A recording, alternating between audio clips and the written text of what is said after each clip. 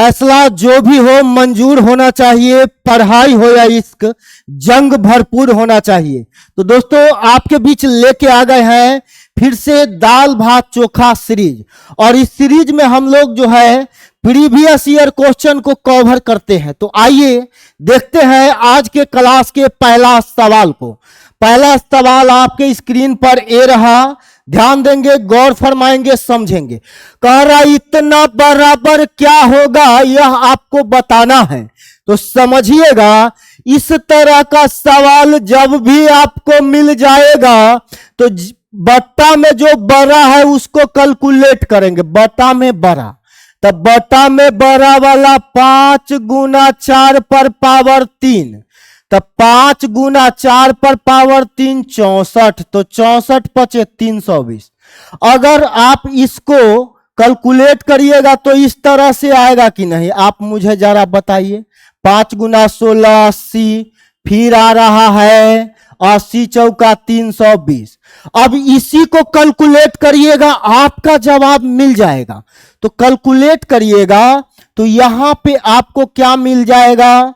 तो अगर आप एलसीएम से जाएंगे, एलसीएम से अगर आप एलसीएम लीजिएगा तो 320, यहां आएगा 320, अब प्लस ई कटेगा 16 बार में तो 16 एकम 16, 4 बार में कटेगा तो 4 एकम 4, यहां पे देखिएगा एक बार में कटा तो एक का एक आ जाएगा। इसको अब आप कैलकुलेट करिएगा तो राजा जी आपका जवाब हो जाएगा 341 बटा 320। कौन सा ऑप्शन में दिख रहा है, तो ऑप्शन सी में। ठीक है, समझ में तो आ गया होगा। अब आ जाइए अगला सवाल की ओर। अगला सवाल, सारा सवाल आपका प्रीवियस है, प्रीवियस ईयर है। अब देखिए यह रूट वाला एपी का क्वेश्चन है, अर्थमेटिक प्रोग्रेशन समांतर श्रेणी का क्वेश्चन है।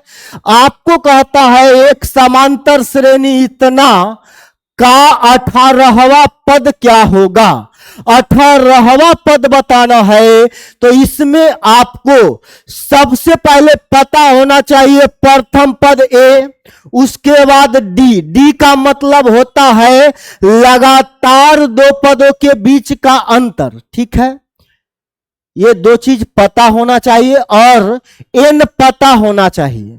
तो आ जाइए ध्यान दीजिएगा, प्रथम पद आपका ए बराबर रूट अंडर 2, उसके बाद आपको अंतर, अंतर मतलब सार्वंतर डी बराबर होता है a2 माइनस a1। तो a2 का वैल्यू क्या होगा, 3√2 माइनस √2। 3√2 माइनस √2 का मतलब क्या हो गया, तो यहां पे d बराबर 2√2 आ गया। ठीक है, 18वां पद निकालना है, मतलब n बराबर क्या दे रहा है 18। तो 18वां पद n बराबर 18वां पद निकालना है, इसका मतलब n 18 हो गया। तो अब आपको 18वां पद निकालना है तो इसको a18 कह सकते हैं। 18वां पद a18 हो गया तो a18 बराबर a प्लस 17d होगा। a18 बराबर a प्लस 17d। तो a का मान क्या है, रूट अंडर 2 प्लस 17 गुना डी का मान, तो डी का मान 2√2 रख देंगे तो रूट अंडर 2 प्लस 17 दूना 34√2। तो आपको 18वां पद बताना था, निकल के आ गया 34 गो √2 आप प्लस √2 तो हो गया 35√2 आपका जवाब। बात तो समझ गए होंगे। आगे अब बढ़ते हैं दाल भात चोखा सीरीज के अगला सवाल की ओर, और अगला सवाल को भी उड़ाएंगे। ध्यान दीजिएगा, गौर फरमाइएगा। कहता है सवाल में इतना गुना इतना गुना इतना में 12 से भाग देने पर रिमाइंडर क्या आएगा, शेष पूछ रहा है। तो ध्यान दीजिएगा, सवाल में दिया है इतना गुना इतना गुना इतना, में भाग देना है आपको 12 से, तो शेष बताना है। तो ध्यान दीजिएगा, गौर फरमाइएगा, यहां पे अगर हम 12 से भाग देंगे, 12 से, तो 12 एकम 12, शेष 2 बचा, फिर 2 पर 2 जाएगा तो 22, 22 में 12 से भाग देंगे, शेष 10 बचेगा, फिर 10 पर 1 उतर जाएगा तो 101, और 101 में 12 से भाग देंगे, 12 8 96, शेष बचा 5। शेष क्या बचा? 5 बच गया यहां पे। फिर यहां पे 12 से भाग देंगे, 21 था तब 5 शेष बचा, और 23 है, मतलब 23 है तो 12 से भाग देंगे तो 2 बढ़ा है तो 2 ज्यादा शेष बचेगा, 7 बच जाएगा। आगे देखिएगा, आगे देखिएगा, ध्यान दीजिएगा, यहां पे 7 शेष बच गया। फिर 23 से 2 आगे बढ़ा है, 23 से 2 आगे बढ़ा तो अब बच जाएगा शेष 2 ज्यादा बचेगा। मतलब आप कह सकते हैं पहला स्टेप में इतना आया है, इतना बटा 12, ठीक है, कोई डाउट नहीं। अब क्या करिए, 5 सते 35 कर लीजिए, ठीक है, 35 हो गया। अब 35 में 12 से भाग दीजिएगा तो क्या आएगा आपका शेष? 11 शेष आएगा। तो पॉजिटिव में 11 शेष आएगा, लेकिन निगेटिव देखिएगा तो 35 के बगल में 36 है, तो क्या आ जाएगा? निगेटिव रिमाइंडर -1 और गुना में 9, तो -1 आया निगेटिव में। 36 नहीं था तो 36 से यह 35 एक कम है, एक कम है तो -1 निगेटिव शेष आया, तो -1 शेष आया और गुना 9 कर दिए तो -9 बटा 12। अब देखिए, शेष माइनस में नहीं होता है, रिमाइंडर माइनस में नहीं होता है, प्लस में लाना है। तो क्या करेंगे, नीचे से ऊपर घटा देंगे, तो 12 में से 9 घटेगा तो रिमाइंडर हमारा शेष क्या आ जाएगा? 3 आ जाएगा। राजा जी, शेष क्या आया? 3 आ गया, तो हमारा जवाब क्या होगा? 3। तो पूरा में 12 से भाग देने पर शेष बचेगा 3। आगे आते हैं अगला सवाल की ओर। अगला सवाल कह रहा, सवाल में इतना बराबर 0 है तो आपको बताना है एक्स वाई का रेशियो। तो हम इस सवाल में एक्स वाई का रेशियो निकालने बोला है, तो ऑप्शन से डायरेक्ट हम एक्स वाई का रेशियो ले लेते हैं।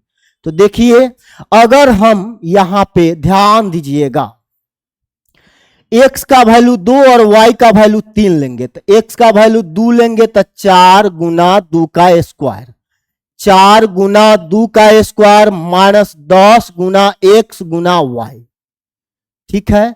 अब प्लस 6 गुना y स्क्वायर, 6 गुना y स्क्वायर बराबर क्या आना चाहिए? 0 आना चाहिए। तो ध्यान दीजिएगा, गौर फरमाइएगा, समझिएगा। 2 का स्क्वायर 4, 4 चौका 16 माइनस 60 हो गया, 10 दूना 20 तिहाई 60, प्लस 3 के स्क्वायर 9 छक्का 54 बराबर 0 होगा? तो नहीं होगा। 54 16 70, 70 से 60 घटेगा तो इधर बचेगा 10 और इधर 0 बोल रहा, 10 बराबर 0 कब नहीं होगा, इसीलिए ऑप्शन 1 गलत है। आगे आ जाइए, तो इसको हम मिटा दें, इसको मिटा देते हैं। अब आगे आ जाइए, इसको लीजिएगा ऑप्शन बी को, तो ऑप्शन बी आपका आंसर हो जाएगा। x का मान 1, y का मान 1 लीजिएगा तो बराबर 0 मिल जाएगा। लेकिन अगर आप इसमें आइएगा तो 2:3 तो होगा नहीं, आपका जवाब यह होगा और यह होगा। तो आप कहिएगा कैसे? तो हम चेक करके बताते हैं इसको लेकर के। तो आइए ध्यान दीजिएगा, अगर हम x का मान 3 और y का मान 2 डालें, x का 3 y का 2 डालेंगे, तो x का 3 डालिएगा तो 4 × 3 का स्क्वायर -10 गुना 3 गुना 2, फिर प्लस 6 गुना 2 का स्क्वायर बराबर 0 आना चाहिए। देख लीजिए, 9 चौका 36 -60 प्लस 2 के स्क्वायर 4 छक्का 24, इतना आया। अब देखिए 36 और 24 60, और 60 में से 60 घटेगा, जोड़ेंगे इसको इसको तो 60, और 60 में से 60 घटा 0 आ गया। ठीक है, तो यह आपका आंसर हो रहा है। अब 1:1 लेना है, तो x का मान 1 लेंगे तो 4 गुना 1 का स्क्वायर 1 ही होगा, तो 4 माइनस 10 गुना 1 गुना 1 तो माइनस 10, 6 गुना 1 का स्क्वायर 6। अब बताइए 4 और 6 10, अब माइनस 10 0, तो एक्स वाई का रेशियो 3:2 लिए, तो यह इक्वेशन 0 के बराबर हो गया। और एक्स वाई का रेशियो 1:1 लिए तो भी राजा जी 0 के बराबर हो गया। अब आते हैं, तो हमारा जवाब ऑप्शन नंबर डी होगा, यह नहीं होगा। ठीक है, तो चलिए ऑप्शन डी जवाब। अब आते हैं अगला सवाल की ओर, देखते हैं नेक्स्ट क्वेश्चन को। अगला सवाल, तो ये रहा आपका अगला सवाल। सवाल क्या कहता है समझिएगा। सवाल आपका कहता है कि एक विक्रेता एक उत्पाद को लागत पर 5% लाभ पर बेचने का धारणा रखता है। ध्यान देंगे, गौर फरमाएंगे, लागत मूल्य पर 5% लाभ लेके बेचेगा, 5% लाभ। अब कहता है यहां पे, यदि लाभ 120 रुपया कम हो, मतलब लाभ रुपया में 120 कम जाए, अगर लाभ को रुपया में कम करेगा 120 रुपया, तो आप बताइए, पहले हो रहा था 5% लाभ और रुपया कम कर रहा है लाभ वाला, तो आपका जो है लाभ का प्रतिशत भी तो कम जाएगा ना। तो कहता है आगे, रुपया में 120 रुपया लाभ घटेगा, तो लाभ जो है 3.5% हो जाता है, तो लाभ हो जाएगा अब 3.5%। अब ध्यान दीजिएगा, यह भी लाभ सेम डायरेक्शन में है तो घटेगा। घटेगा तो क्या अंतर आया 1.5% का, इधर रुपया में दोनों में अंतर 120 का, मतलब 1.5% बराबर 120, पॉइंट हटेगा बटा 10, 15 8 10 उधर चला जाएगा, तो 1% बराबर 80। आपको बताना है क्रय मूल्य, तो क्रय मूल्य जो होता है वह हमेशा 100% होता है। क्रय मूल्य अपने आप में 100%, तो सीपी होगा 100%।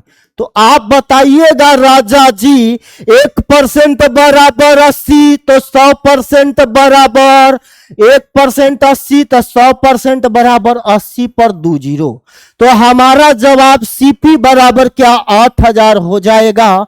तो हम उम्मीद करते हैं कि आपको पूरा समझ में आया होगा। तो दोस्तों, समझ में आया है तो वीडियो को शेयर जरूर करिएगा। तो लेते हैं हम आपसे विराम, क्लास को देते हैं विराम। मिलते हैं फिर आपसे अगला क्लास में, तब तक के लिए thank you, best of luck, bye.